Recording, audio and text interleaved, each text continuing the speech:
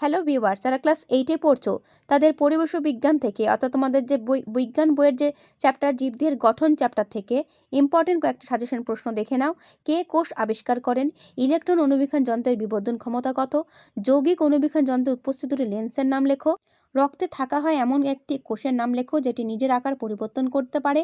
প্রাণীদেহে চামড়ার নিচে আংটির মতো দেখতে কোন কোষ থাকে? চোখের রেটিনায় উজ্জ্বল আলো বর্ণ সক্ষমে বর্ণ শোষণে সক্ষম কোন কোষ? এবং কোন কোষ মৃদু আলো শোষণে সক্ষম? উদ্ভিদের জল সংবহনে সাহায্যকারী কলার নাম কি এবং খাদ্য সংগ্রহ সাহায্যকারী কলার নাম কি? নখ ও চুল প্রভৃতি আবরণী কলার উপর সঞ্চিত পদার্থের নাম কি? জীবদের গঠনের ধাপটি লেখো। তো এই হলো কয়েকটি ইম্পর্টেন্ট প্রশ্ন। যদি আরও প্রশ্ন পেতে চাও তাহলে তোমাদের কিন্তু অবশ্যই পুরো ভিডিওটা চ্যানেলে এসে প্লেলিস্ট থেকে দেখতে হবে। ক্লাস 8 ফলো করলেই ভিডিওগুলো পেয়ে যাবে। অন্যান্য ভিডিও সেখানে দেওয়া রয়েছে। যদি ভালো লেগে থাকে অবশ্যই একটা লাইক ও বন্ধুদেরকে শেয়ার করতে ভুলবে না। আর বাকি ভিডিওগুলো পেতে গেলে অবশ্যই